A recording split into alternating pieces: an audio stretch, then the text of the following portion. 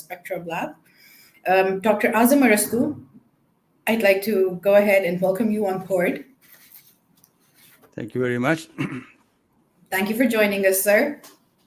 Welcome all the way from here to Pakistan, from there to I'm QS. here in Los Angeles, Yes.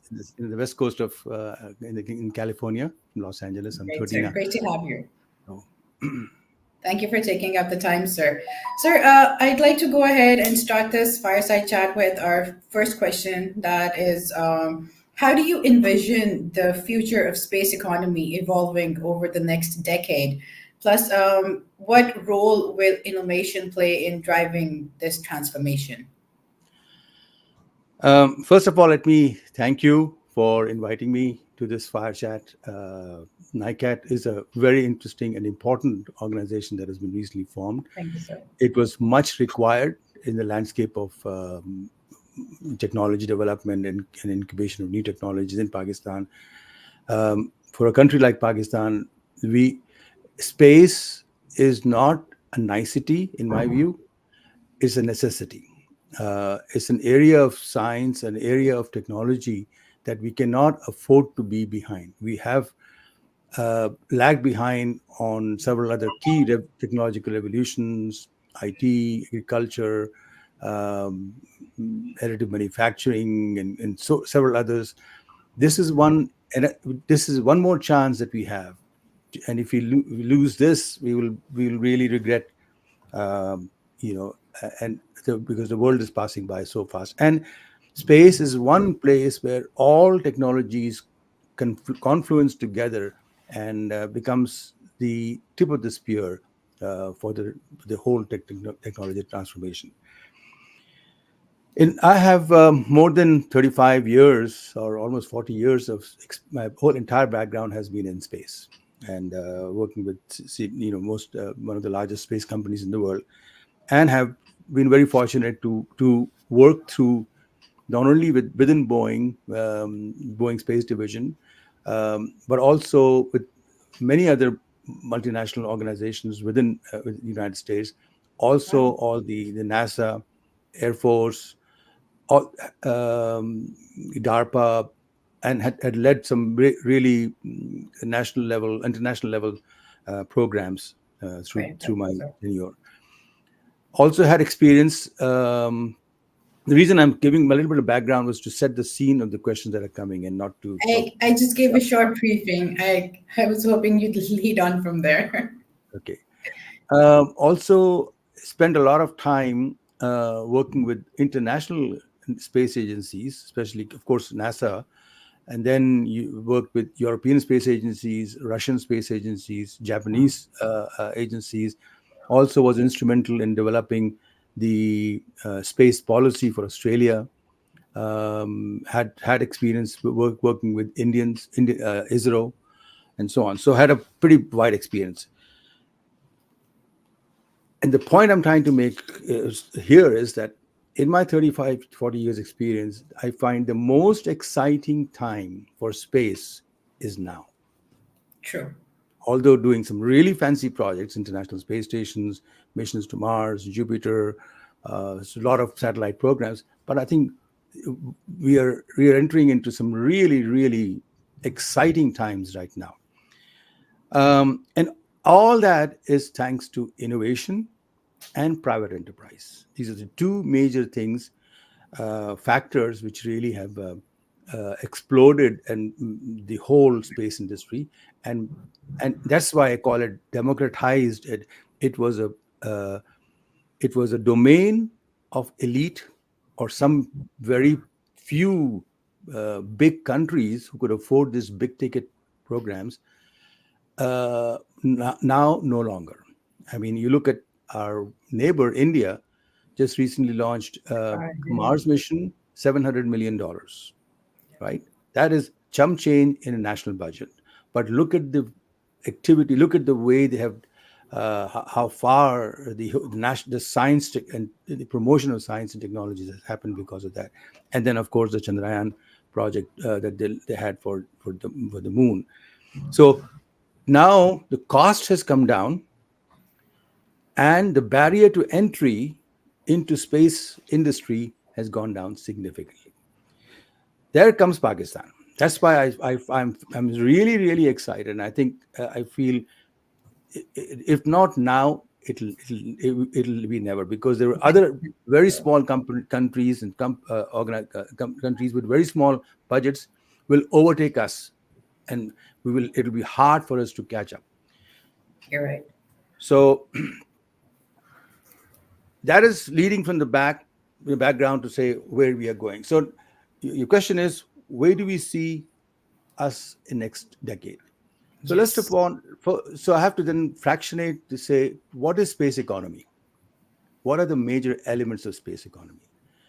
There are several.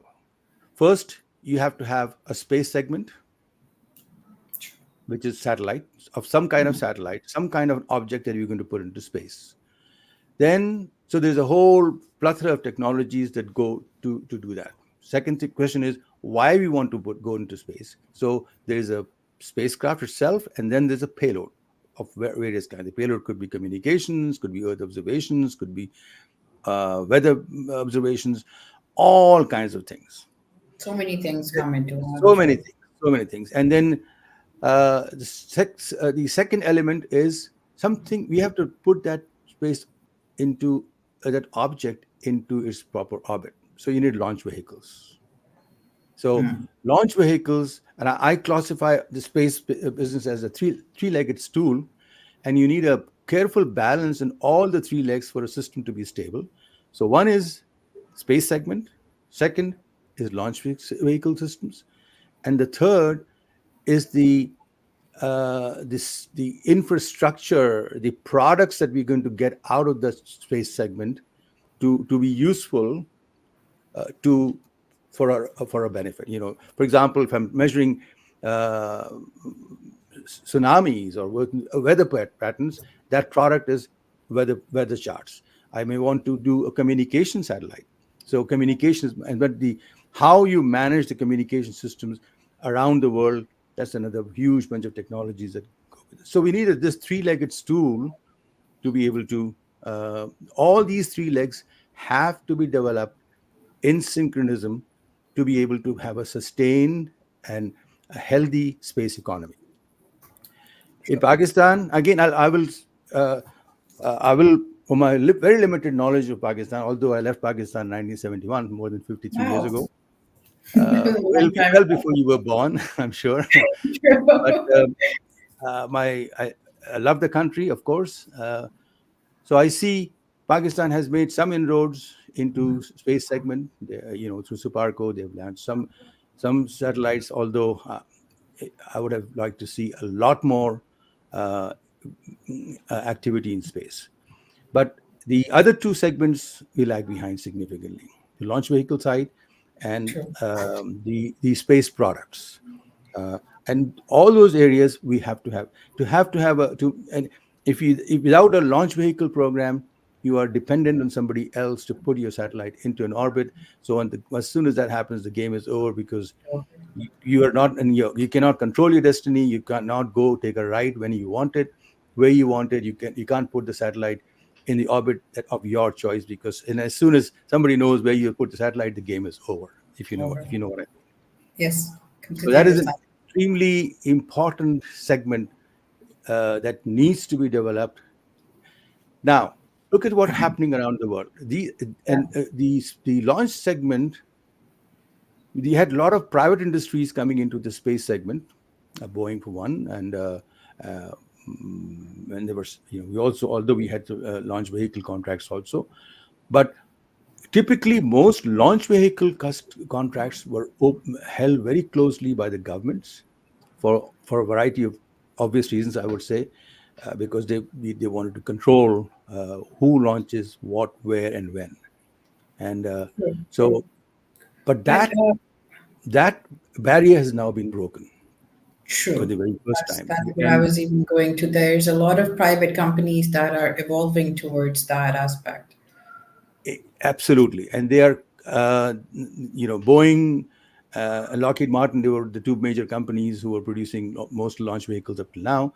And we used to charge about $150 million for launching a geo satellite typical GeoBird. On an average, that's how much we used to charge. Elon Musk came in and reduced the cost to about $50 million, and now even less. And now there are many other companies who are reducing the cost much, much more than that. So the cost factor by bringing in the private enterprise has gone down, has significantly changed the game altogether. So then, in order to bring the cost down, there are innovations in the products, in the manufacturing side, innovations in the technology, and innovations into whole other things that are primary, secondary, and tertiary levels, which make the part of the space industry, from manufacturing. Leading to this particular point of yours, I'd like to ask what with the increasing involvement of the private companies in the space exploration sector, how can innovation democratize the access to space and make it more accessible in a broader range of Yes, participants? so that's a good question, and that again follows exactly from where I was heading in the previous conversation. So the new companies, when they came into the market, they have to produce a better widget than somebody else can, or was, and then they had to make it better, faster, cheaper, to be able to attract private the money, and that would happen because that's happened when they became very innovative and they came up with some really new technologies. For example, um, Elon Musk's main thrust was to reduce the to improve the reusability of the vehicles and spacecrafts.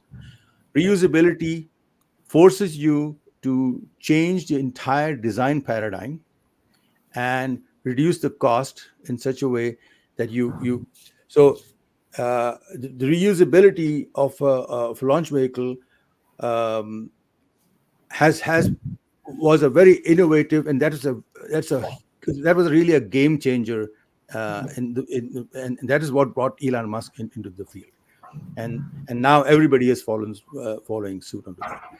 Now then, look at the manufacturing end. Now launch vehicle companies are doing a full satellite launch vehicle manufacturing almost entirely with 3D printing. True. Uh, and again, this is not just a science fiction. These rockets have been built, launched, and successful. Then you come into the space segment. On the space segment side, there has been incredible amount of innovations that have taken place. Firstly, miniaturization. Miniaturization has been another game changer in terms of the entire satellite industry, because now you could get the most difficult thing or most important thing for space is mass. Every pound that you throw into space costs several $1,000s. So if you can miniaturize that, if you make it smaller, the power goes down, thermal control goes down, payload goes down, everything goes down, and the launch cost goes down. So there's a ripple effect right the way through. True. Miniaturization also helps in payloads. So before, when we had big satellites to do an Earth observation mission, now you can do it in in what is called a CubeSat. So the miniaturization forced into a system where we had a standardized satellite cube, where we take these modules from can be developed through different people can develop, and then they can just integrate the satellites into a very small compact form, which is the CubeSat revolution. So that itself has brought has made CubeSat satellite development and launch a domain of even high school kids, and many high schools here do high school projects building their own CubeSats. And again, if that is not democratization, I don't know what is, because before only few companies could build the Good satellites management. And so now it's been brought down to a high school level. Uh, and not only it's at school level, but it is any country can go and build this and learn, launch, making a small satellite also makes the launch vehicle becomes easier. Or you build one launch vehicle and you throw thousands of those satellites in one go. That's another aspect that I think has. Keeping that thought in mind, so what are some of the exciting innovations currently shaping the space industry right now, and how do you see these innovations impacting the democratization of space? So I mentioned a couple already. I mentioned CubeSats, Yeah. or w- I would say miniaturization as a broad sense. So miniaturization and then standardization. Um, that so that is definitely one of them on the satellite end. Then on the launch vehicle end, I mentioned reusability as Yeah. one, and then using different type of propellants which are much more efficient into liquid propellants for rockets. Also, one of the big problems has been, the biggest problem with space is mass, as I said, and biggest uh, uh, component of mass has been the rocket fuel or the fuel that is kept in the satellite to keep it maintained in a certain orbit for 15, 20 years time. So uh, with the advent also of high power systems where we can develop before now we can put highly efficient solar cells and highly efficient batteries in a spacecraft which can still with a much higher power density. You can put a lot more power with much less mass, which Less math, means, less cost as well on top of and it, less right? cost, of Yeah. course, less cost. The result of that is now we are using electric thrusters. So most of the satellites that we are building, in fact, I led the whole Boeing program for using all electric spacecraft that we launched now. So the spacecraft has got no fuel, all electric. So that has dramatically reduced the mass That's of the satellite, and yet increased functionality speed. goes up. True. So then you have all other the other part is the payload itself. Before the payloads, when I joined Boeing way back, payloads were kind of a dumb nodes in space where you communicate, you send a message to them, and they what we call bent pipe Right, systems, yeah, the paper cup theory, right? triple cup theory, where they don't really, there was no intelligence that you can put in space True. because the intelligence was expensive, and it was difficult to have processors that could have that much bandwidth and processing power that we can do all that in space reliably. That whole thing has changed dramatically. Now every So satellite now, itself is so smart. exactly. Now, as the emerging technologies such as AI, blockchain, advancement manufacturing technologies, they all contribute to a lower barrier to the to enter and foster a more inclusive space economy. So how would you like Absolutely. to shine a bit of light on that as well? Absolutely. So, as I said earlier, space is really a confluence of all these technologies coming in Merge together. and yeah, blend together to give you a product or a service that you need. So, to in order to build that intelligence in the system, AI is used not only on orbit machines, not only on orbit orbit segment of it, but in the entire development process as well as the products that we use. So the information that comes in is now a lot more smarter because you can process incredible amount of data on orbit and on ground, which you could never think of before. I mean, these processes that we have in space, which are radiation tolerant and space qualified, are now so powerful, which you could not even imagine before. So we can now afford to put in these smarts in terms of AI, in terms of all kinds of very high processing techniques. Actually. You do when you because when you collect data from space, you're collecting a lot of it. Normally, they used to have bump it down on Earth and then you process it on ground. It would be nice if you process it up and only send the useful data.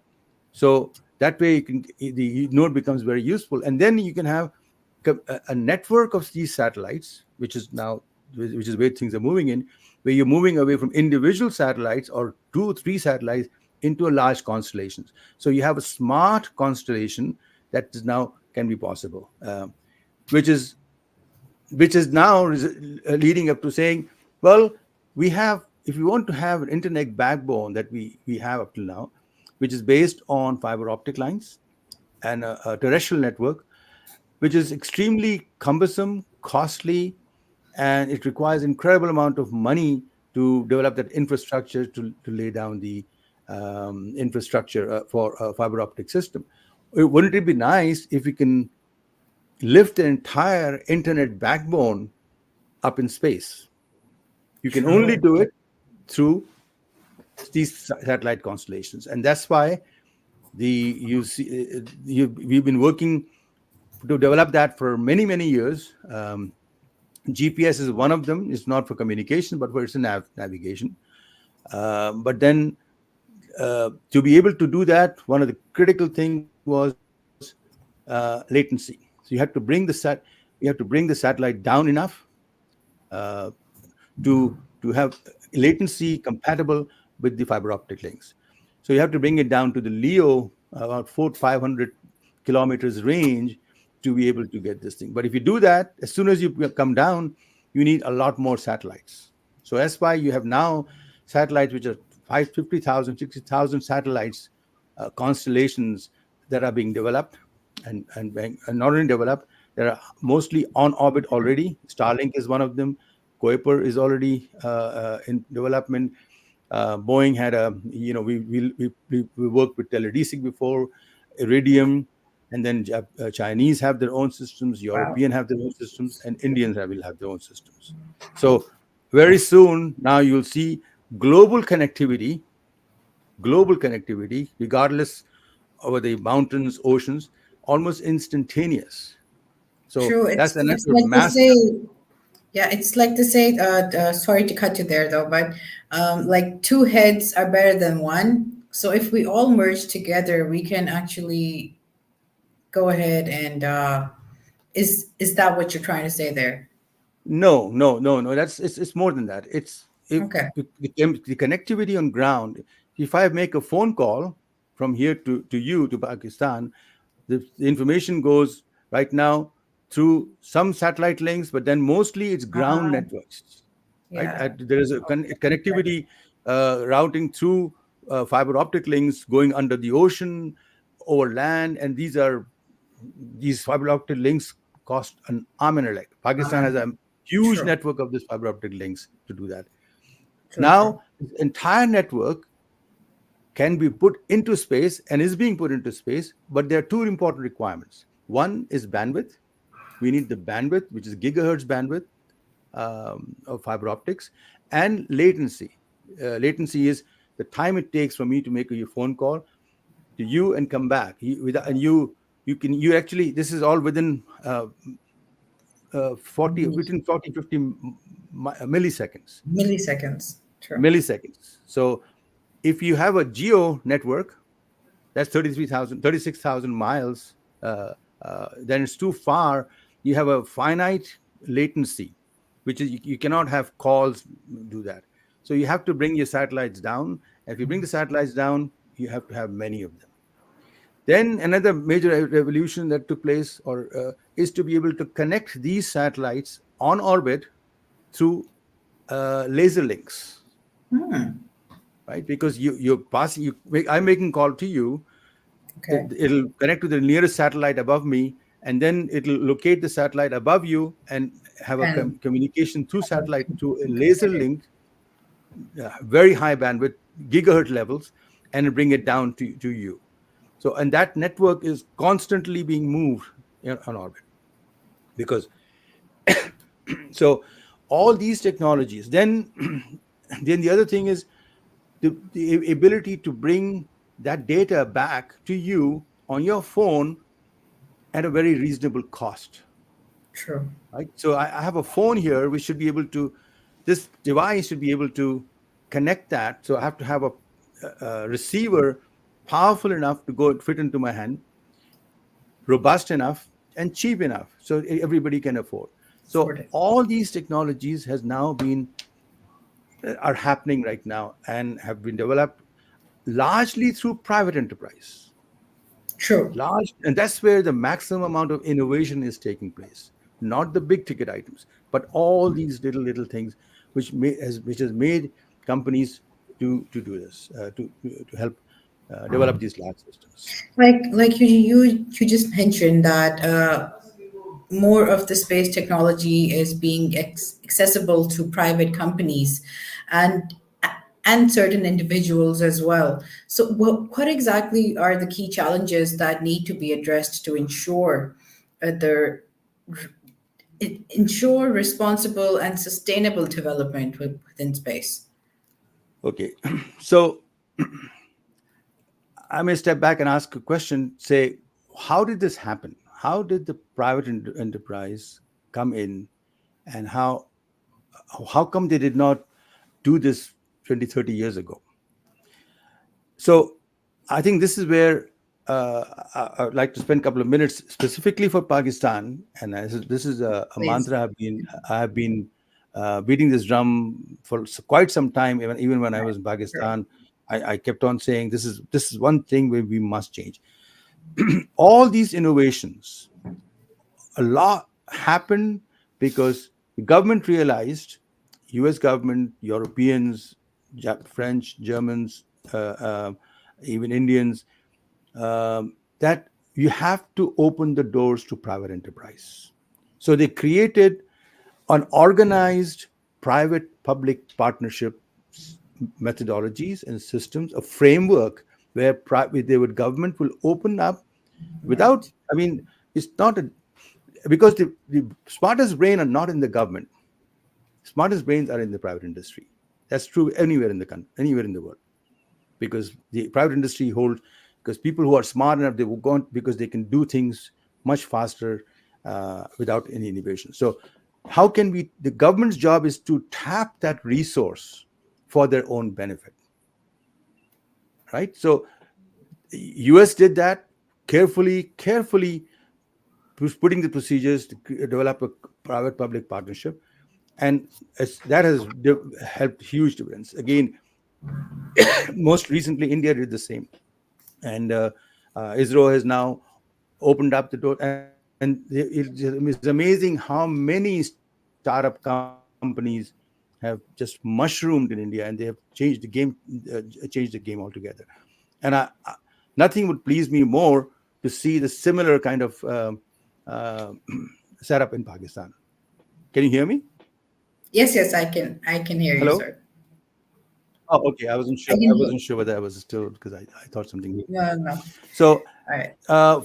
besides the technology part, I would strongly recommend. I think NICAT is kind of semi-government organization to help encourage, develop a policy. I have also reviewed the Pakistan space policy very carefully. I have got a lot of comments on that.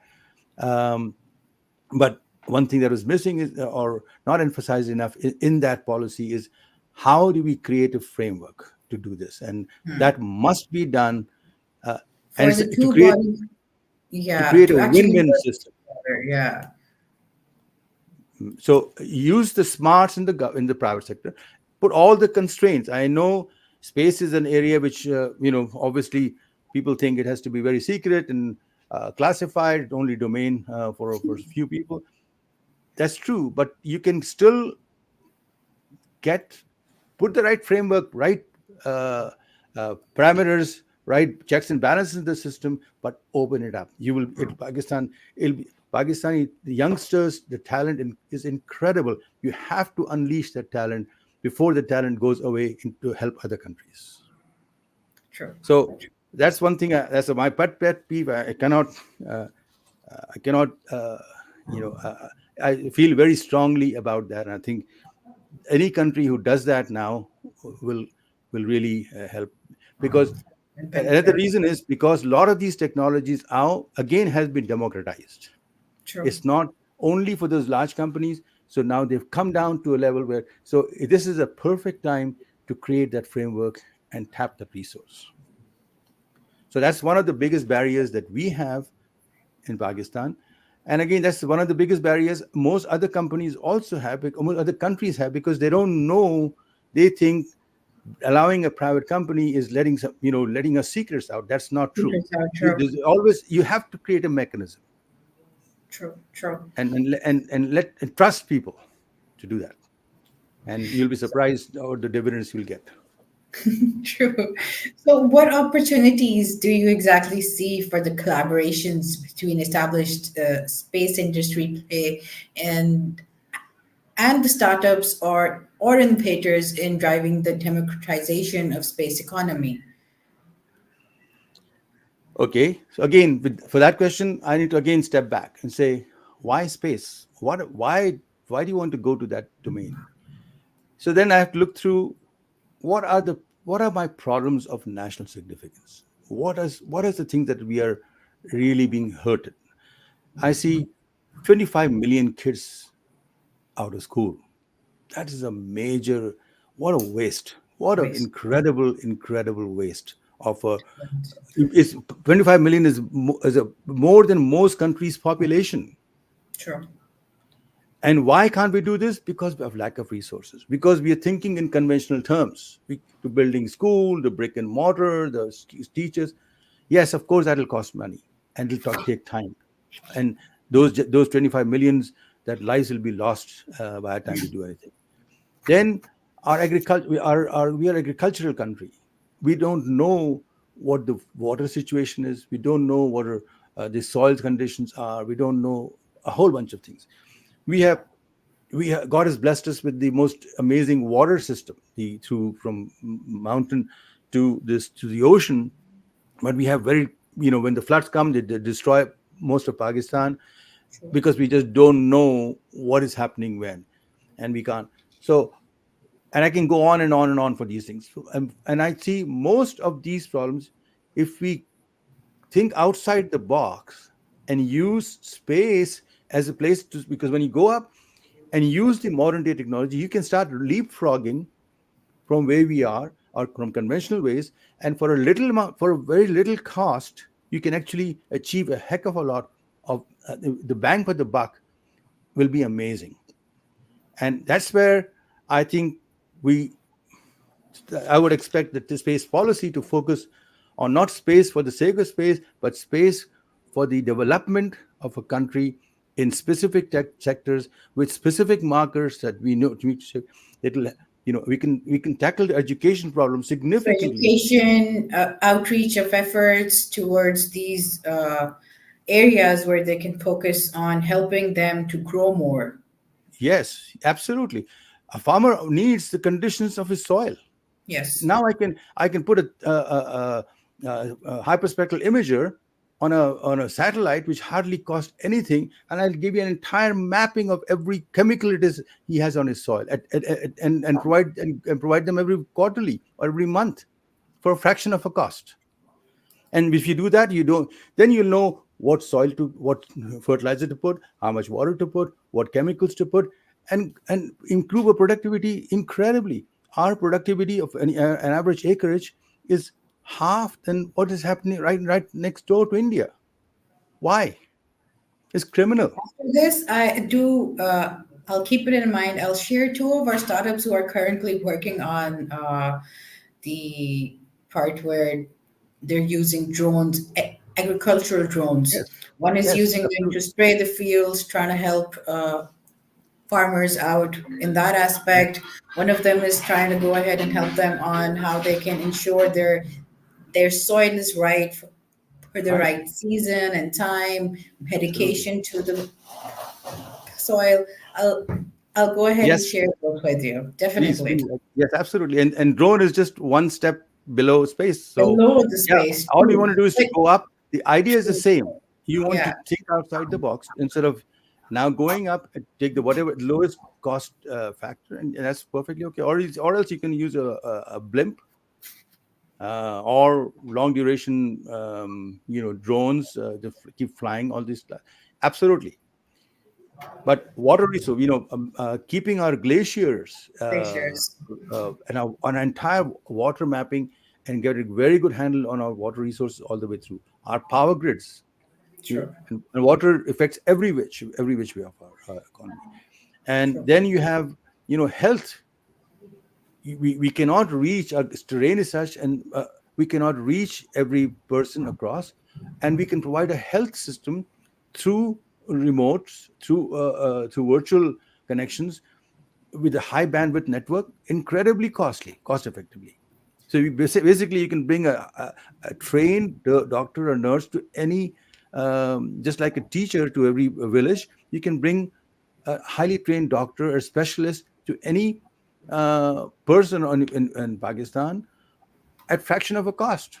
And he doesn't True. have to relocate. He can still be in his office in Lahore or Karachi Yeah. and still see the Still patients, provide resources. Yeah. to provide the resources. So I would say the the framework and a policies should be how we could use space for the benefit of And everybody. of That Earth. is that is the Yes. a metric. That's a criteria that every policy, everything has to be judged against, not for the technology's sake only. So, what role do you see in the emerging spacefarer nations playing in shaping the future of the space economy, and how international collaborations and support their participants and growth with their participation within the growth? Yes. So um, again, space by definition crosses I know I keep national bringing boundaries. up space, but the whole, the I local know. I'm make, just yeah, I'm leading. So by definition, as soon as you go up, you're crossing national boundaries. So you yeah, have then you are dealing with international partners. So you have to collaborate and work with international partners, and create a win-win situation, because you want to put a satellite up there or a constellation, it is going to go across everybody. So all you need to do is to buy bandwidth. When their satellite is passing over our territory, whatever the mapping they collect, we do this. And then if we put some assets in space, when we go over somebody else, you bypass, we share this. So space is one area which it really forces one to think across boundaries and create international partnerships, because that's the best way. That's the only way we can work, because work together. otherwise, by definition, space cannot be only about one country.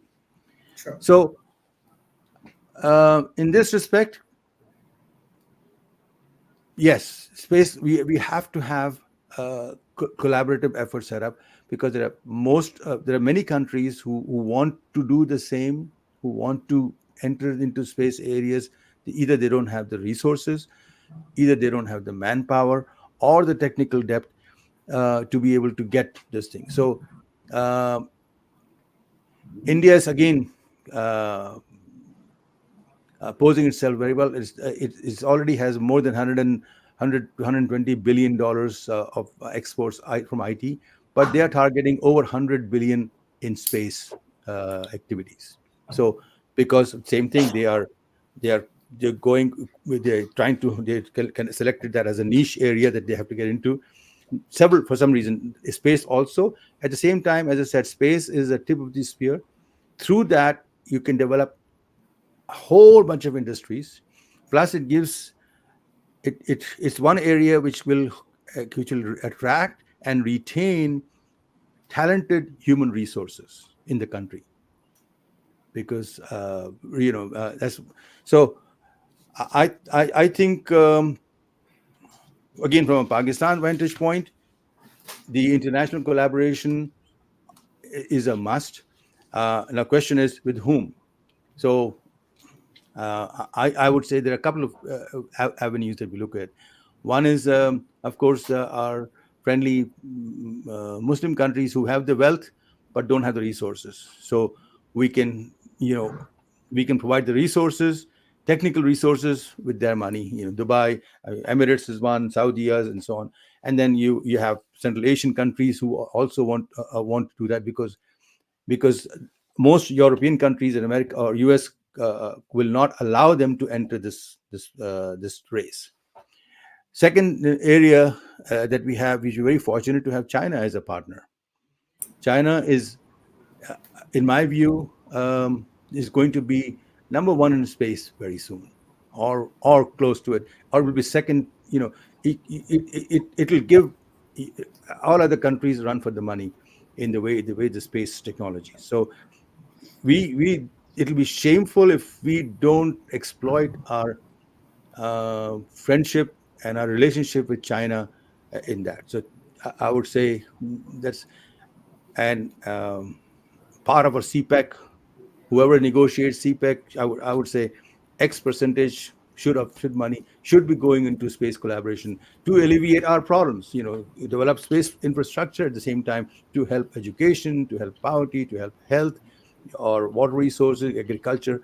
So we have that whole program set up properly, and at the same time develop our space infrastructure, both manufacturing, True, operation, and launch. true, true. So, we are a bit short on time as well. I did have another question, but I think you summed it up in the last phase, where we can all benefit and how we can all realize what we lack here is basic communication, boot camps. We need to spread awareness about how space exploration can actually help and be a better resource in helping the benefit of the earth that we're on right now, nurture it by getting more information from space, correct? Correct. So although I spent a big chunk of my life in space exploration, which is going to for the space station program, Mars program, I also did a lot of work on Jupiter and all that stuff. But you notice I did not go into any of that discussion here, On because the I think planets. I think we can keep it as a secret just between us. I mean, I'm more of a space explorer myself. I'd like to know more about it. And so does everyone else out there. yes, And I'm pretty sure we all have that inner child in us where we all want to be an explorer. absolutely. And that is one. So most countries have those space exploration projects as as a a means to help the kids dream, Dream. because True. and you have to allow the kids to dream of something good. So it brings what I call the twinkle in the kids' eyes when you talk Yeah. about space exploration. But the benefit really is on Earth. So I would use space exploration To, to to improve the improve STEM, Earth. True. focus and make sure get the best and the brightest in the field of technology and STEM. But the focus should be not for the space sake, but space for our benefit. How we could use that for our benefit to Right. develop our Very country true. and get over, make sure that we don't end up in the statistics pile where all the worst attributes. Pakistan is number one in terms of education and diabetes or infant mortality and health. We need to change that. We need to change that, True. and we can do that by leapfrogging these technologies. Yes. Yes. Moving on with our chat, we have a wide audience that has been watching and hearing you from the past 46 minutes. I'd like to go ahead and take a few of their questions as well, if you don't mind, sir. Sure, absolutely. All right. So the first question, I can't really bring out the name, but it's a girl asking, as the space economy continues to evolve, what skills and expertise will be the most valuable for individuals looking to enter the industry? Excellent question. I would say any, because space industry, the whole economy requires not only technical people, Of course, you need all kinds of engineers, electrical, mechanical, civil, computer science, IT experts. True. But then you need materials, chemists, you need physicists. I think a chef as well. Of course, chef also. Then Yeah. you look doctors, you need biologists, and Yeah. then you need lawyers. It is a whole new field of space law which needs to be talked about. Because again, space, a lot of things have not been defined. Which satellite to orbit, how in ground you can demarcate the land and so on. All those laws have been, but space, a lot of these laws are being worked together. Then you have financing, marketing. I tell you, this is the most exciting time in space industry, and there's room for anybody who is trying to think outside the box. Use your background as not as a vehicle to get your foot in the door, and then you shape your career with what you want to do. So I would say your background and university education just provides you a language, as it were, to get you in the door, but rest is all the experience. My background is not space. My background is electrical engineering, but since the time, I spent, as I said, almost 35, 40 years now in space, every aspect of space. So what Azam So Sam used to say is, anyone and everyone hearing out there, you can be a space explorer no matter the field you're in. absolutely, absolutely, All right, absolutely, and I mean moving it. on to the next question here. You were saying something though? I'm saying I really mean it. Even if you look at the astronauts who are there, they can, and I would love to see a Pakistani astronaut, and Same. very soon. I'm not kidding. And again, just Fingers imagine, crossed. just imagine that happening, and look at the imagine the impact that will have in the ordinary children. Just the fact that we have. Look at the way Indians did with that lunar program or a Mars program. True, true. It completely revolutionized. They think they have conquered the world. We They've need done something inspiration, sir. in our country Yeah, desperately, especially yeah. now. We need something to lift us up, and nothing would do it better than this. We need some good news. True, true. Very, very true. All right, moving on to our next question. That's how can education and skill development uh, initiatives contribute to boarding participation in the space economy, especially in developing countries? Another good question. So it's all a matter of developing the right skill set, right? So these are projects and programs where your skill sets will be used. So what you do is, so you create a sandbox project, like going to moon, but the skill sets are all, as I mentioned, every skill set is useful. Now, what I also would like to see, and I've been talking to many universities in Pakistan, and I'm so glad the NICAT has been now formed. NICAT could lead the way. Is for these we need human resources developed, trained to feed these programs, and those human resources should be done. And my vision is we should have at least 4 or 5 major centers of excellence across Pakistan, maybe one working on the space segment, other one launch vehicle, or other on ground segments. Or you could break it down into certain types of technologies that these individual centers can have. They would then get associated with certain universities. Those universities would then offer master's, PhD programs, who would train these people, who would provide the human resources, coupled with the Suparco could work into this, and other government and private industries should so once we need that critical amount of workforce, and who are committed to stay in the country and do this, and for that you need an iconic sandbox program by the government, or by industry. Say, okay, you need to, I would say, I would love to have a national competition on CubeSat development Yeah. and I give a mission to say maybe um, measure XYZ water resources, or just agricultural productivity, and have a competition.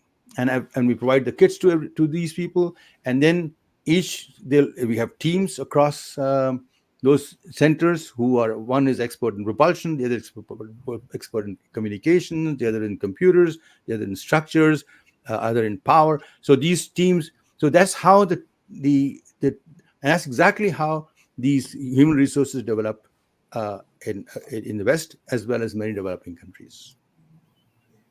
Amazing, amazing. Let me check if we have any other questions. All right, one more, a few more, if you'd like, we can go ahead and I'm take here, no those. problem. All right, so 𝗙𝗵𝗿𝗀𝗲𝗲𝗏 is asking, in what ways can advancements in technology such as AI and blockchain drive innovation and efficiency in the space economy?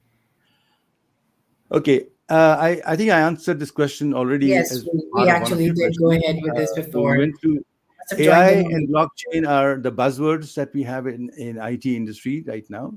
And it has AI and blockchain, both are kind of multidimensional. It has many different meanings, many layers of interpretations into it. Everything that we do essentially these days has an AI element and a blockchain element into it. So don't get too hung up on these terms. It's how you use them So, into a product or a service or a system is important. So, as I said, those buzzwords are thrown around quite a bit these days. that's okay. He can always go back and watch that whole part about where we led that question on to. Yeah, All right. So we have one more question that we're gonna go ahead and take, which is by 𝗙𝗵𝗁𝗀𝗀𝗀𝗀. All right. He's asking, with the democratization of space, how can smaller companies and startups contribute to innovation in the space industry? So excellent, then again, excellent. we did go over that part again before. I'm pretty But I sure, think but it's we can important just enough. I'll accumulate summarize that a it bit. again Yeah, because this is essentially the topic of this entire discussion. true, true. So innovation, you know, uh, you don't have to build the entire rocket system, you don't have to build the entire space segment, but the elements of that. So if you're an entrepreneur and a startup, you innovate saying, I have a better way of doing a thermal control of the satellite, I have a better way to do the imaging of the satellite and integrating them into satellite, that's fine. I have a better way doing a certain propulsion techniques. I have a better way to measure the magnetic field and controlling the spacecraft and the for the attitude control.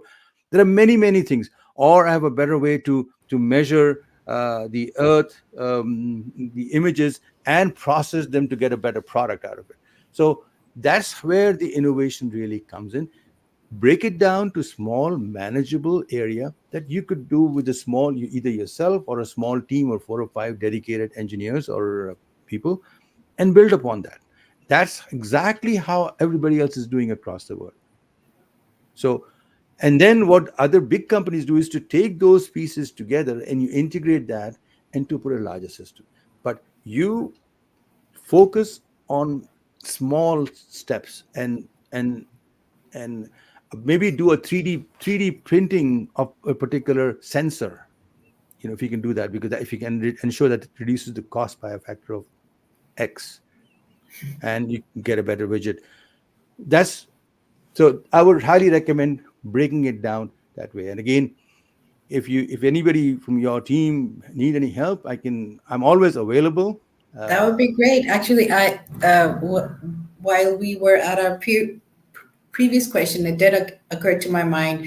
It's been a year since we did another space exploration segment for the kids. Yes, This time, when we do go ahead, I'd like you to go ahead and shine some light on their minds as well, from your perspective, how absolutely. they can be a part of the building economy Yes. towards the space exploration. All right. I think that was one of our last questions. We're going to go ahead and we have some good remarks and feedbacks coming our way right now.